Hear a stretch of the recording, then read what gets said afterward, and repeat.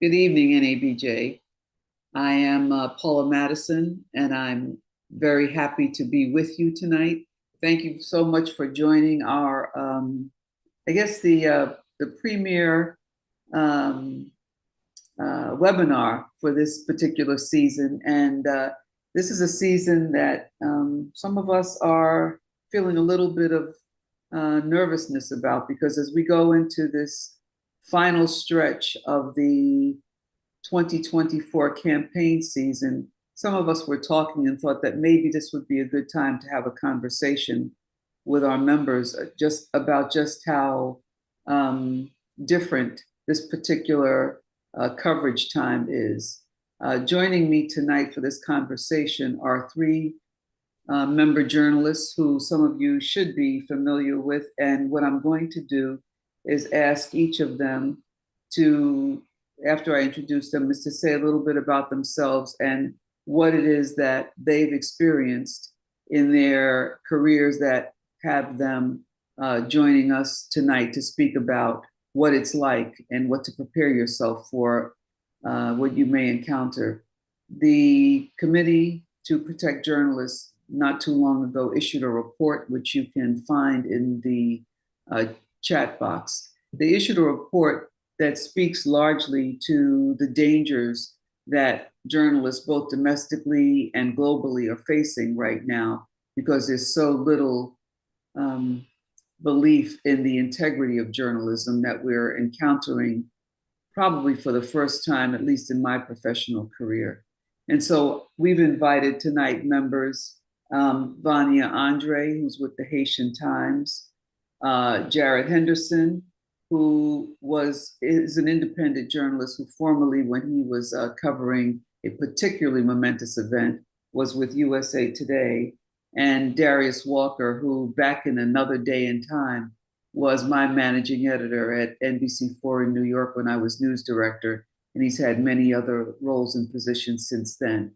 So I'm going to start with Vania. Why don't you give us a little bit about your background, your professional background, and your experience? Hi, everyone. Thank you so much for joining us. Like Paula mentioned, I think this is a really potent conversation for us to have at this moment.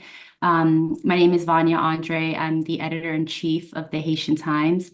I've been with the Haitian Times going on 11 years now.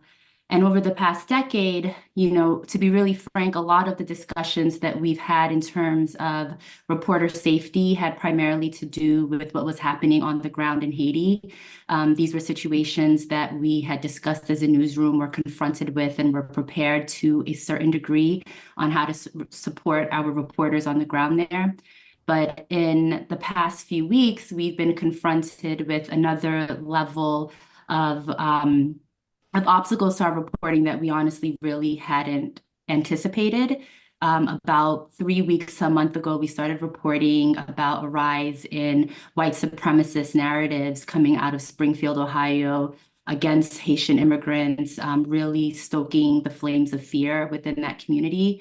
And so as soon as we started covering that, we were bombarded by hate mail, messages, emails, and things that weren't as jarring at first until it elevated to another level, where our special projects editor was targeted directly.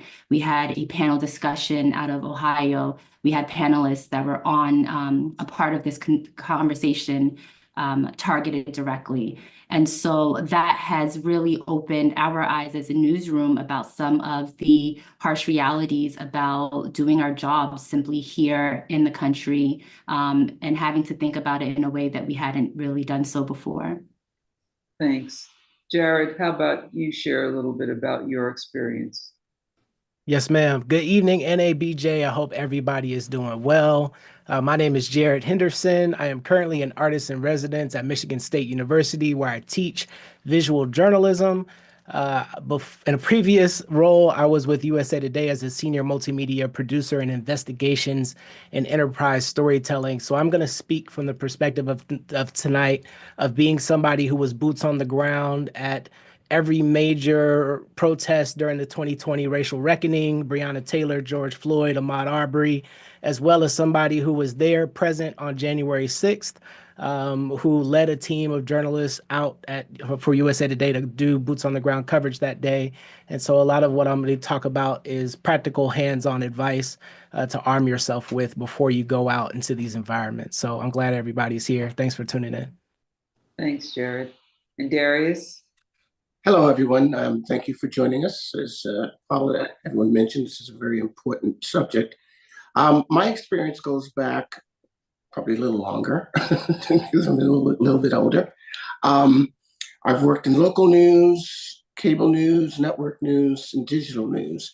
As a field producer, assignment editor, and as Paula mentioned, managing editor at NBC in New York and Channel 5 in Atlanta.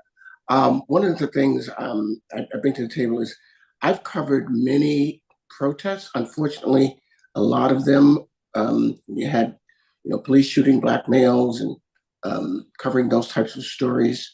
But I also was running CBS Digital on January 6th.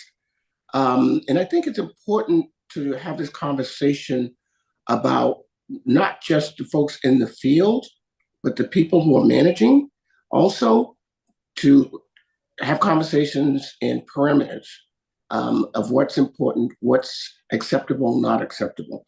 And I think the fact that I've been both in the field and on that other end of the phone, it brings a different, it raises it to a different level when you're having those conversations because you've been there.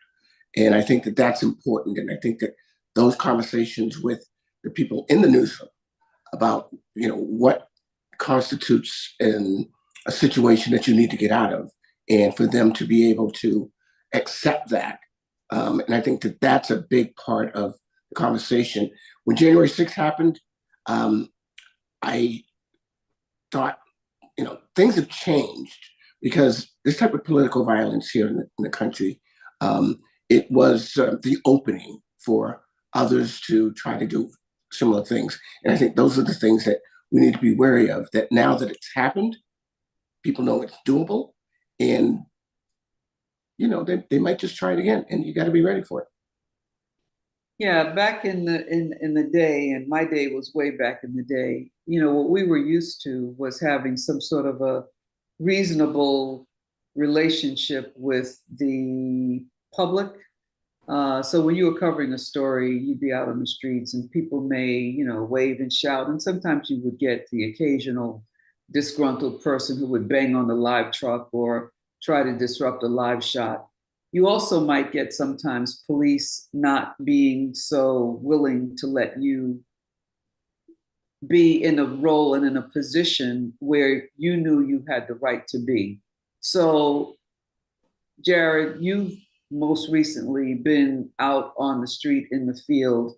And can you just give some insight as to what you've encountered? And let me just say here that for the people who are joining us, the NABJ members joining us, please use the Q&A box and type in questions. As I'm not expecting any questions right now, but in a minute, I think you'll start to have some based on what we're going to talk about. So can you just share, Jared, some of what you encountered and some of the things that you've learned as a result of being out and under fire?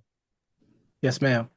So one of the biggest differences, I would say, in the approach to covering protest, whenever there are crowds that are excitable, that are fighting and want to hear their voice heard, a lot of what I've encountered has been both on the police side of things, the tactical showcase of force when you're out amongst big crowds, particularly at night, as well as dealing with crowds of people who are the protesters themselves, right? Who have questions for you, who are encountering you.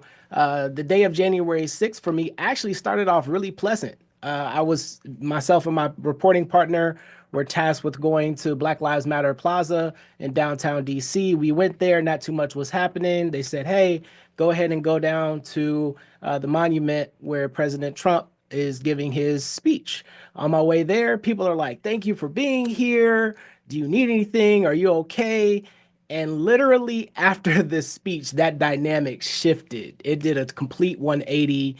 And the vibration, the feeling from going from the monument to the Capitol building, you could feel the tangible difference in the atmosphere, right? And so I've had to deal with protesters questioning my credentials and if I'm a member of the media. I've had to deal with police and tear gas canisters being hurled in our direction.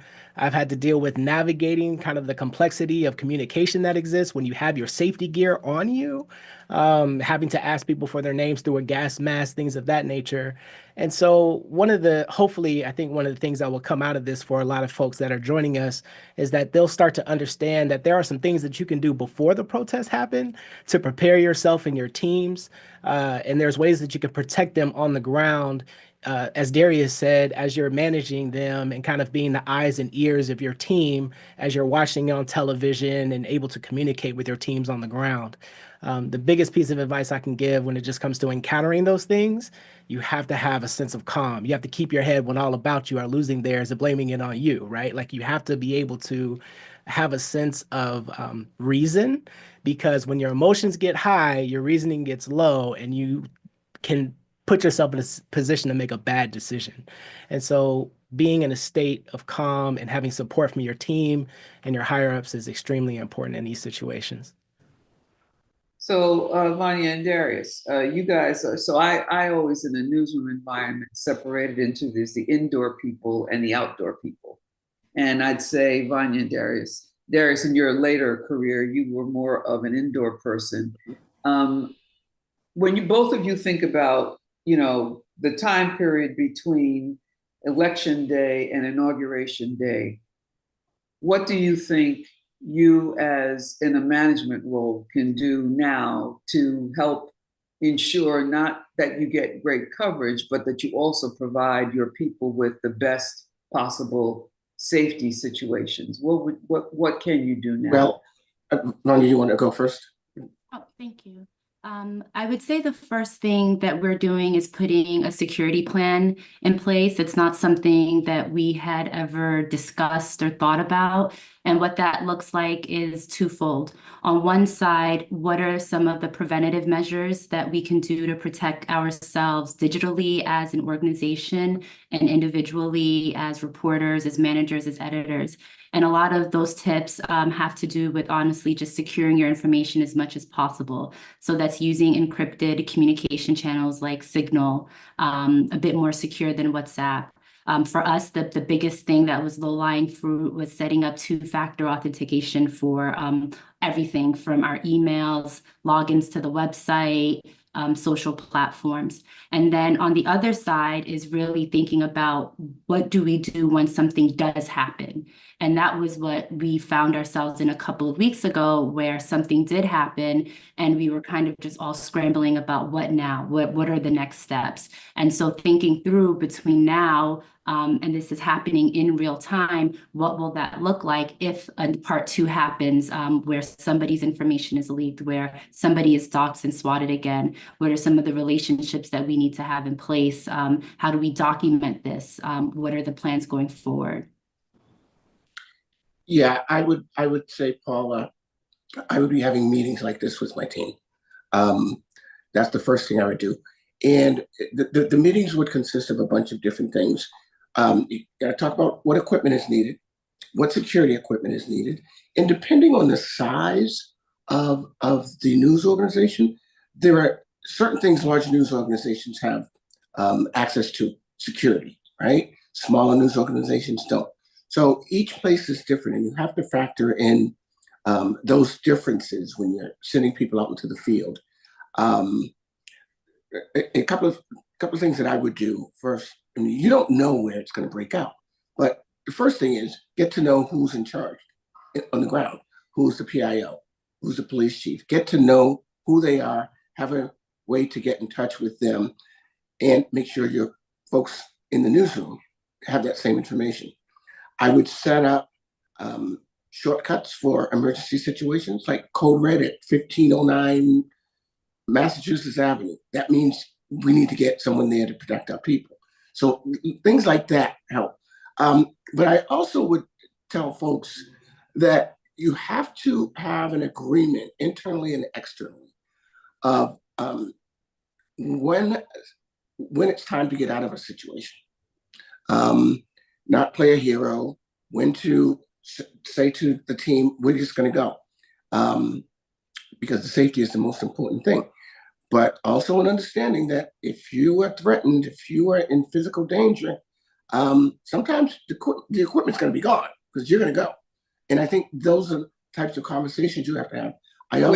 When you say the equipment's going to be gone because you're going to go, you mean you're going to leave the equipment and you're going to remove yourself. That's what if it comes to that, you should do that. It's not ideal, of course, because that's expensive, but there's nothing more important than just coming out alive.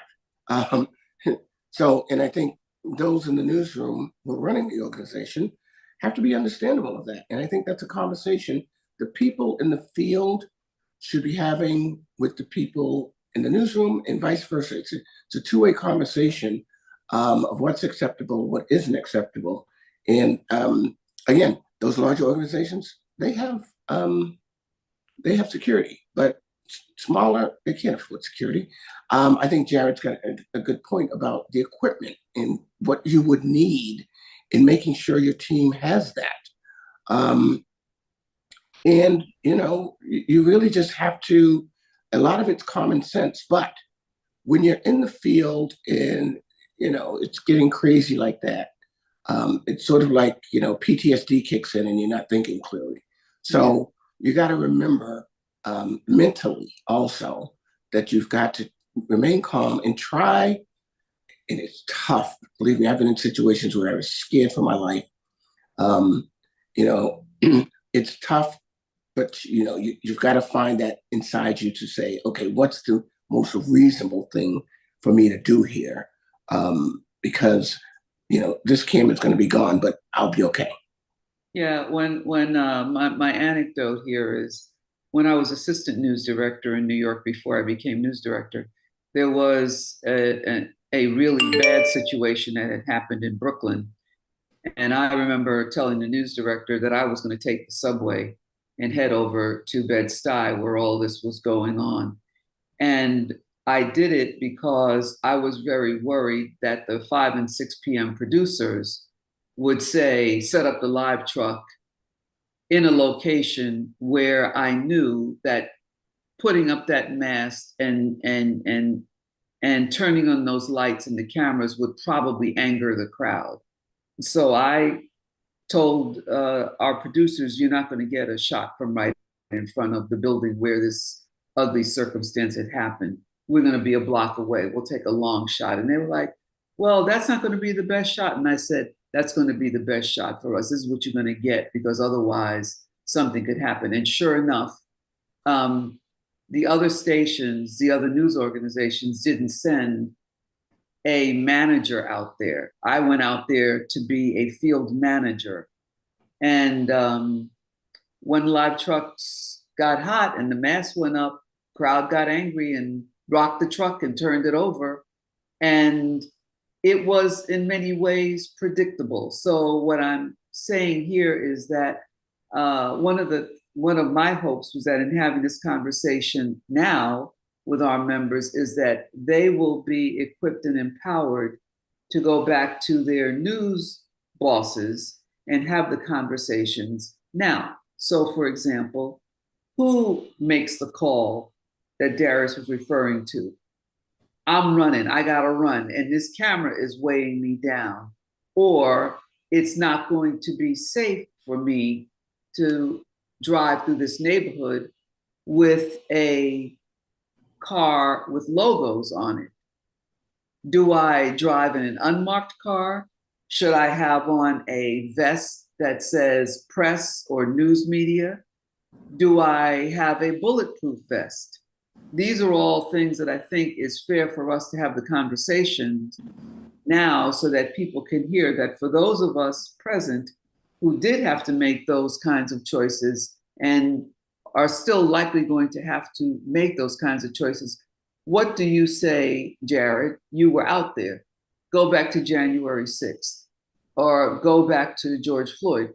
What do you think is the right position for the person in the field to take in advance of the event and when in the field? So Vanessa and the NABJ webinar team have put a list of resources in the chat. It's a Google Doc. If you click on that, you'll see some of the suggestions I've made. One of the things that we talked about in our pre-conversation before we hosted this webinar, Paula had asked about the identity that you bring into the field in the CPJ article that she shared in advance of this conversation. It talked about how police identify and target press in a lot of ways. And so even when I'm teaching my students, I tell them my identity as a journalist, consists of this badge that I have around my neck. And yes, I want it visible at all times to identify myself as a member of the press. But there's sometimes when I got to take that badge off and not be a journalist if I'm feeling like I'm going to get in trouble or I'm going to, get in some stuff that I don't want to necessarily be in. January 6th, you got an issue where I can take off my press badge, but I can't take off my melanin, right? And so trying to find ways to navigate the crowd. And for example, there's a photographer that's mentioned in that article, and he talks about John Manchillo, and he talks about how he's a photographer that on January 6th had his backpack grabbed and he was thrown down some steps, had his equipment destroyed, things of that nature. And one of the things that I realized on January 6th is I didn't want to come in with the tactical gear on that day, right? I wanted my face to be seen. I wanted my press badge to be seen. I had my gas mask on my hip. I had my helmet on my hip. I had, whatever I needed safety-wise, my glasses in my pocket. But I wanted to be able to communicate with my face, right? And I wanted to, if I'm scared, I want to show you with my face, like, leave me alone. I'm not in this, right? As well as, being able to be prepared to take that equipment and put it on at a moment's notice. And so, one of the biggest things I think people can do to prepare themselves is to make sure that you are finding opportunities, especially if in the case of Darius is saying, if you don't have that large budget for your newsroom to buy everybody a bulletproof vest, get a bike helmet, get some construction goggles, get whatever you can and have it on you in case you need it, as opposed to wishing that you had it. And then the last thing I'll say is one of the challenges of deciding to go into the Capitol or not, for me, my safety and my decision-making process was always, well, somebody else gonna get that, right? Like I don't want to venture into that space. I'm gonna do my job from outside the Capitol. And when those street lights came on, just like back in the day when Big Mama or Mama told you better be in the house, I was like, all right, it's time to go. Street lights are on. I've done my duty for the day. I've maxed out. It's time for me to go back to the newsroom and file. And my team went with me, right? So we all went together. And so don't feel like you have to play this hero role because you have a unique opportunity for access or something like that. I think FOMO keeps a lot of us in, a lot of folks that kind of reason if they should put themselves in dangerous situations. So don't be a hero. Listen to your gut. And if your gut's telling you get out of there, get out of there. Paula, if I could add, unfortunately, we learned a lesson from those before us who dealt with issues during the civil rights struggle, right? The way the protesters came at them and the way they steeled themselves to not engage, as tough as it is, that saved a lot of their lives. My point is, when the protesters start coming after the media, it's as tough as it is to want to defend yourself. Again, this goes to the mindset, thinking that I just have to figure out a way out of here. Don't engage them. Don't, attack them. Just try to get out of there. And it's tough, but I think if we go back to history, we see how they handled it. Now, times are different. People are probably more aggressive now, and they have different weapons. But I think it's a good reminder for us that, our people have been through similar things in a different way, but we survived it. And I think that's an important thing for us to remember. Well, let's talk about survival for a minute. And I'm going to repeat that for the members who are joining us. Please put any questions that you might have in the Q&A box and we'll get to them.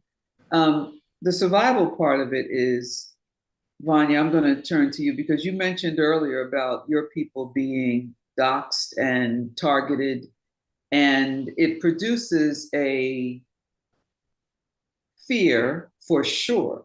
It's not the same kind of fear that Jared and Darius are referring to, in that a helmet or a bulletproof vest is what's going to protect you or offer some kind of cushion. But your folks who have been targeted digitally, online, doxed, what's been the aftermath of that? And how do you continue to encourage them to stick with it and do their jobs when people are, in effect, stalking them?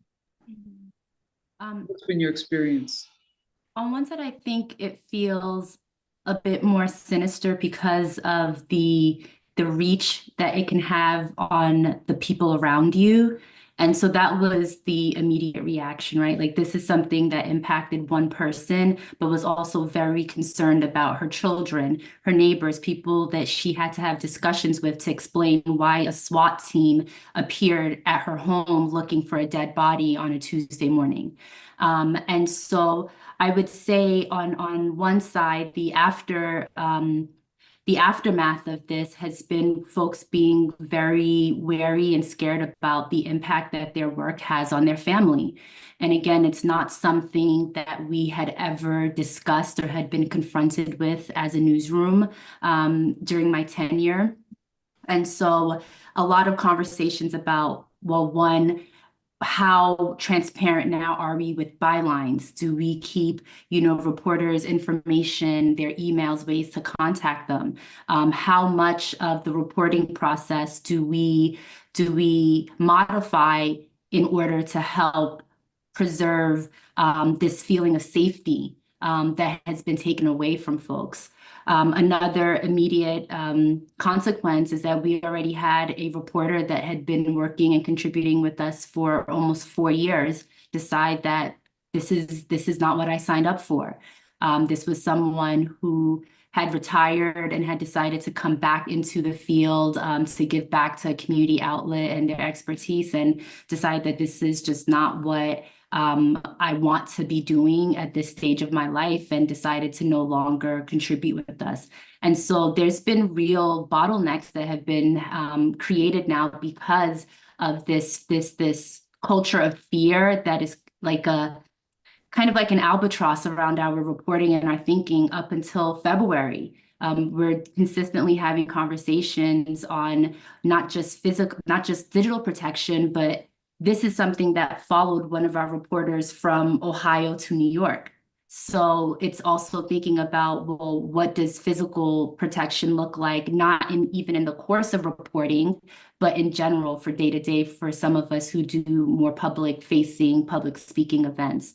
And so it's something that we are still working through. I don't really have any clear answers, to be really frank, but what I am telling my team is that you definitely prioritize your safety, and not just physical safety, but your mental health and your well-being. If that means, stepping back and having someone else give access to your emails or to your social accounts so that way they can delete stuff and you don't have to actually see it.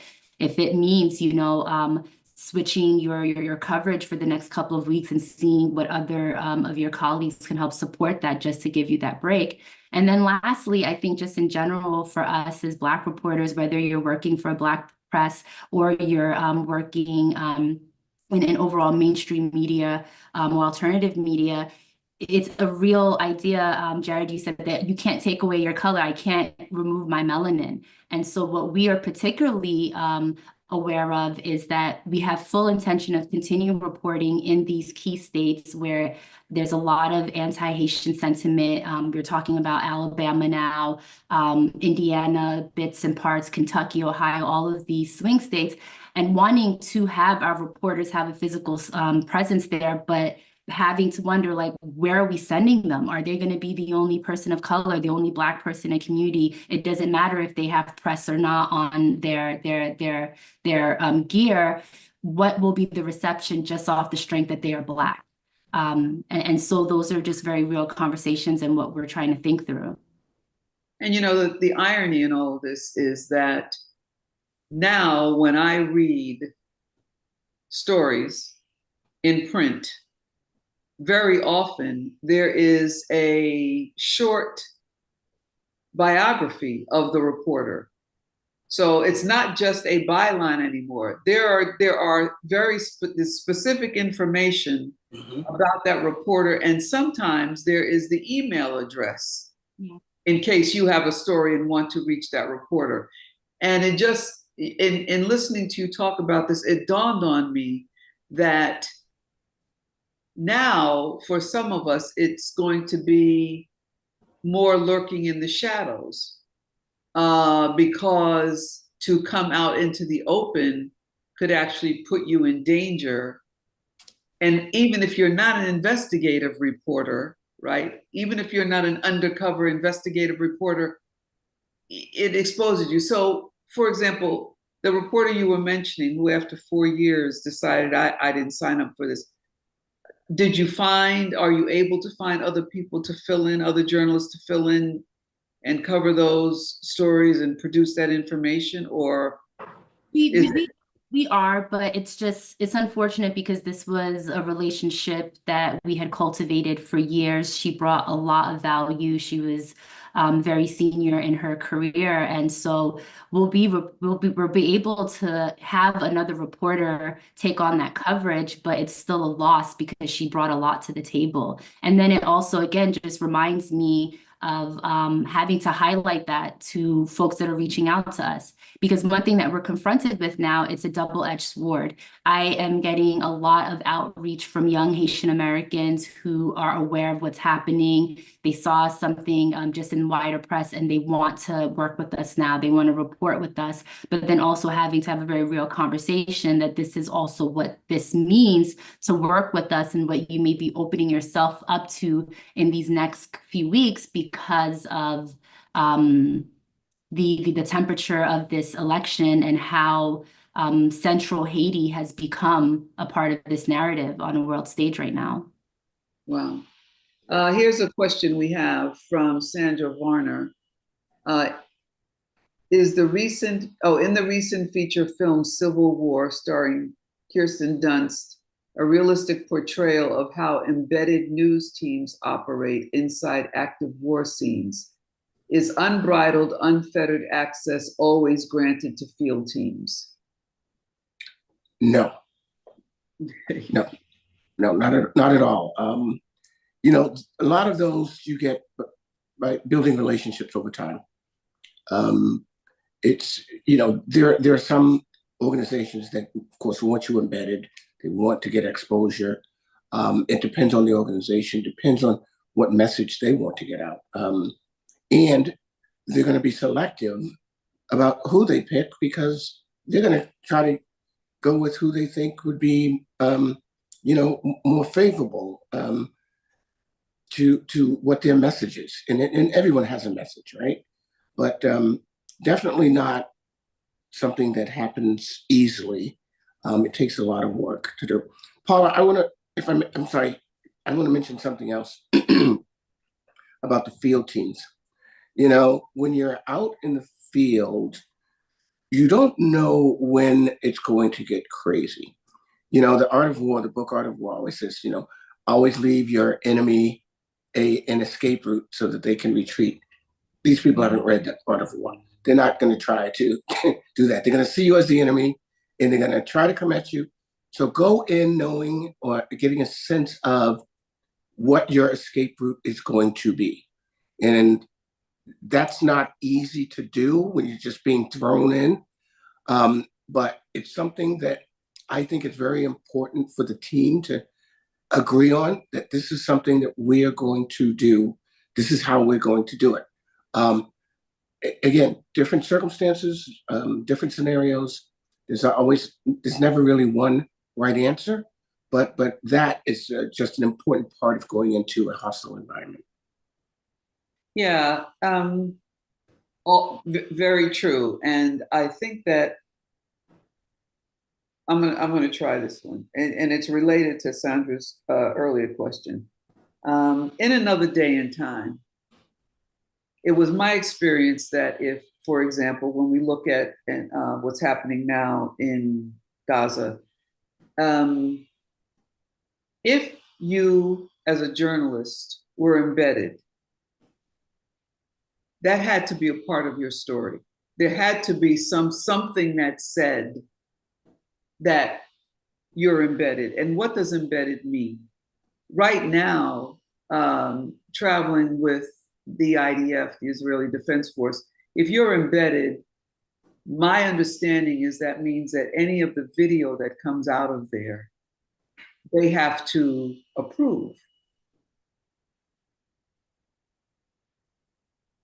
I don't see with any regularity or consistency that being told to our public. And I wonder when we look at the statistics that say things, for example, that a very small, reasonably small percentage of the public trust journalists or trust journalism. And to the extent that we can be as transparent as possible, I'm seeing things right now that don't speak to transparency. And it's kind of, again, we want to tell you all who the reporter is who reported this story. But are we giving away too much information in that regard? And are we not giving up enough information when we don't explain what it means to be embedded? Rarely can you be in opposition or regularly challenging and be invited to be embedded, because that's an invitation. You have no right to travel with the whatever. So give me your thoughts about that. Are you asking Darius or just all of us? All of you. Okay. No, because it speaks again to the relationship journalists have with the public. Mhm. absolutely. And it kind of goes to there's another question in the chat that's talking about trust and building those relationships. And I haven't seen the movie Civil War. I know Kirsten Dunst is portraying a war photographer, and I don't know. I know there was some criticism about how certain things were portrayed from a photographer standpoint. So don't take it as truth, right? But I know the Eddie Adams. I know the Knockaways. I know the other war photographers that you don't necessarily have those same relationships anymore because of the rhetoric, because of the culture and the climate that has really, come into fruition really at a level of unprecedented, discourse since President Trump was elected. And the reality is now that we are seeing, especially visual journalists, in a lot of ways, because we have this camera, we're easily identifiable. In a lot of ways, we're considered enemies of the state or enemies of the free people or democracy. And it's unfortunate, and I'm sure those opportunities still exist, especially when you're talking about conflict overseas. But to have those types of relationships and really be able to take advantage of the access and the opportunity now in the States, it's probably just as hard as ever. And so I think that there is something to be said about the photographers who can negotiate their way into a Capitol, who can negotiate their way behind police lines. Is it a given? Never, right? And is it something that I will do? Probably never, right? But because I just don't want to push my luck like that. I've had too many interactions where it's just like, get back, move, get on the ground, whatever. You can't come this way, shining the flashlight in my face. And I'm like, well, where can I go? Right. And so I think it's one of those things that, like, I'll give you an example. Minneapolis, Minnesota, where they're reporting on the Derek Chauvin trial before, just kind of seeing what the community feels like. My team and I, Suzette Hackney,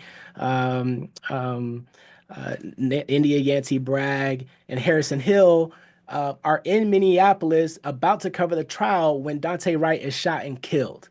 So we go to the police precinct to see the community protesting the death of this kid.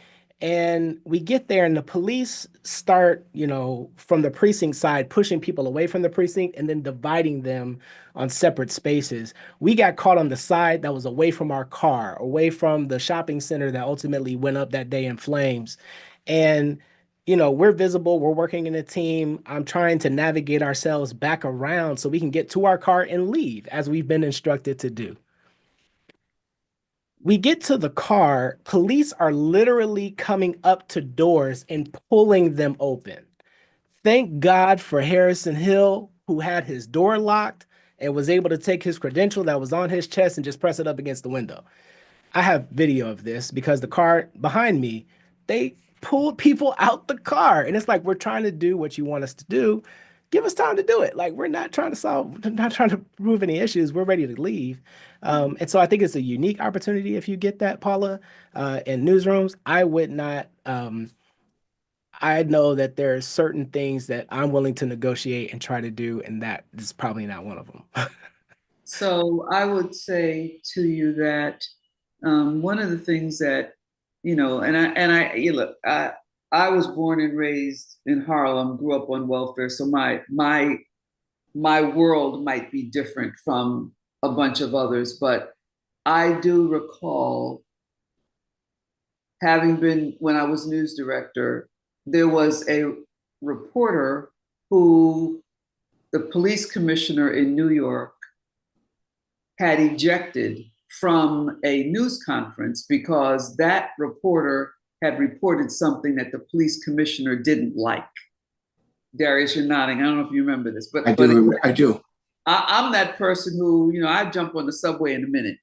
So I told my assistant to make an appointment with me with the police commissioner. And I took the train down to One Police Plaza, and I walked into the commissioner's office. And when it was my turn, I went in, and he was looking at me like, "Oh, where's your people?" And I said, "No, it's just me." And it was him and two deputy commissioners. And I said, "Commissioner, I just wanted to come and put a face to the name. I know who you are. You know who I am. I'm the news director. We've never met each other, but I wanted us to meet because I know that the other day you ejected a reporter, not one of mine, but you ejected a reporter from a news conference. And my reporter, Gabe Pressman, called me to tell me about it. And I said, Gabe, leave the news conference.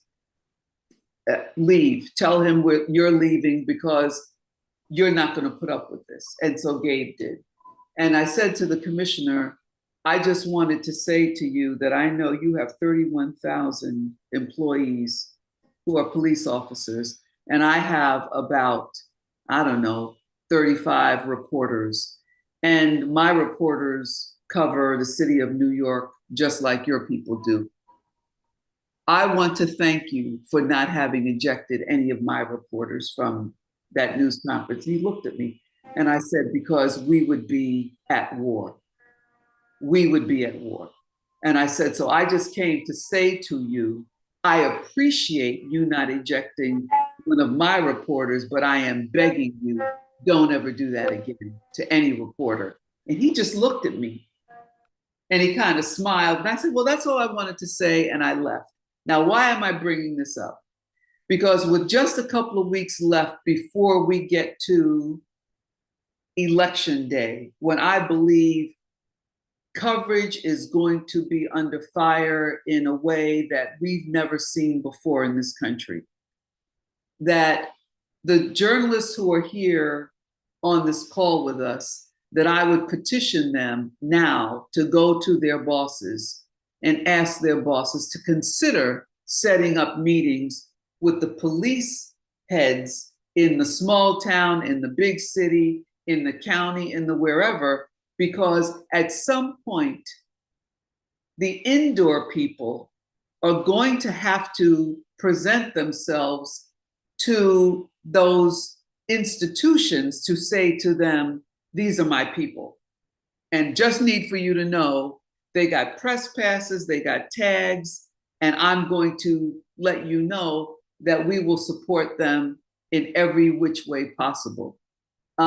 That was my anecdote. But this is one of the ones that I'm hoping people are taking from this, because if we don't have management necessarily joining us on this webinar, then I would ask that the working journalists, including the photographers and the engineers, the reporters, the field producers, you need to go meet with your bosses right now and let them know they are going to have to present themselves to the institutions to say, these are our people, we're going to defend and protect them.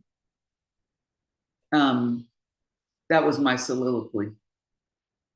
We have another question from Llewellyn Christian. Have you ever tried using a general email list, or does having a face, do you need a face because of the trust you need from the source? I think it depends. There's a lot of factors there. Depends on what size city you're working in. Are they accessible? When I was in local news, I had sources that I met with personally and sources that I developed relationships over the phone. So each scenario is different. Now, if it's possible to meet in person, I would urge that, but it's not always possible. But you can build a relationship on the phone, and it's pretty easy too if you think about it. It's just staying in touch with people. You're not always calling asking for something. You're calling, say, hey, how's it going? You know, what's new with you, etc. It's a conversation and building relationships. Those are huge. In-person preferable, but not totally necessary all the time, and not possible all the time. Very true. We have a question here about AI, also from Llewellyn Christian. When AI or robots become a part of the news collection toolkit, how do we feel news stories will change or become different? That's kind of not what we're dealing with here tonight, but I think that right now it's all shaking out. We're seeing managers, we're seeing the news leaders filing lawsuits, seeking injunctions. I think that those things still have yet to be shaken out. The technology exists. I'm not even going to say it's coming. The technology exists. And so what we're facing, I think, is more going to be a matter of having it work itself out over the next few years. But I would say anybody who belongs to a journalism organization or a press club or anything that's a journalistic entity, that you got to get involved in these conversations right now, because what you don't want to do is sit on the sidelines and find yourself being replaced or your work being augmented by a bot. I mean, it's a conversation that I think you got to get involved in and not leave it to other people. We have 10 minutes left. What I'd like to do is, and did we lose Vanya? Oh, no, I'm here. Oh, I'm sorry. I actually had a point to make to Llewellyn's question, which I think is a really important one, like you mentioned, for us to think about. And in terms specifically of AI, how it can be used, I think, in the news gathering process in the future. I think it could be a way to mitigate situations where a reporter would physically be in harm, whether it's because of other people, if it's a natural disaster, some type of crisis that's happening. And I know these forms of technology exist already, right? So you can send a drone out, right, to go get footage if you don't want to have somebody on the ground. What I imagine is going to happen is that a lot of the software that exists at a level right now that I think is used for intelligence purposes, where they're able to use AI and bots to comb the web for media, for audio, for just whatever folks are sharing all over. I could see that being democratized more and more to the point where it becomes a tool for newsroom leaders. And the only reason why I say that is because I've seen a big shift in even the access to audience and social listening tools that are available to reporters and communications professionals. So I imagine that trend is going to go in similar direction. We have another question that was at, you're present at one of the century's biggest stories, 9/11. When the second plane hits the Trade Center and you're on the ground, you get up and run away from the story. As a journalist, how does one get rid of the guilt that you may have for running away from the story? You know what, that probably speaks to another topic that we could touch on, and that's the mental health and ensuring the mental health of all of us. First, I'd like to say that if you were a working journalist and assigned to the story, that would be something else.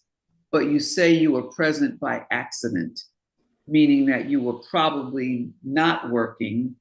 And if you were working, I'm sure that your news organization would have, you know, taken your story or put you on live or whatever. But if you were there in a private capacity and found yourself shocked by whatever happened, that sort of puts it into a gray area. But this does speak to what we were talking about when in our preparation for this, and that was the mental health portion of it. So I'm going to toss it over to you guys. How do you manage and handle the keeping our folks mentally healthy with all of these fears, true, and guilt that this particular member is talking about? What do we do to handle those? Well, first of all, Paul, I think the conversation, again, it goes back to the initial conversations before you're going out. It's really about checking in on your team. And a lot of this is on managers too, because, you know, you've got to have the conversations with them about their mental health. You've got to have the conversations with them, letting them know that that's a concern of yours and something that you want them to feel free in talking about. I'll never forget when Sandy Hook happened, I sent a bunch of reporters up there, and I had to pull some of them out because they were just could not handle it. And I had no problem. You need to go, go. You know, the reporter calls you on the phone crying. Get the hell out of there.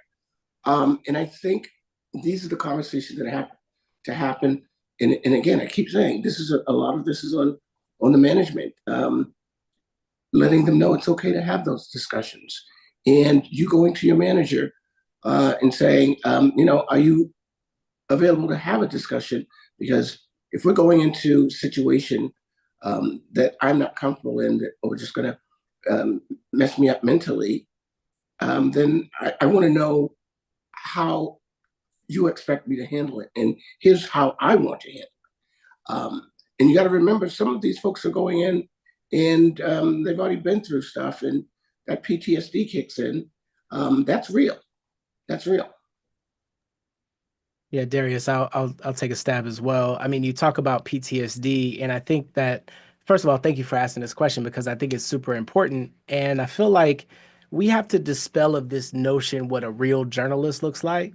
The guilt that you feel from not picking up your camera or reporting on a story, you know, was part of your coping mechanism, right? And so I, for the very first time in my life, after like 2020, 2021, started talking about my experiences with people, and that was a healthy coping mechanism for me.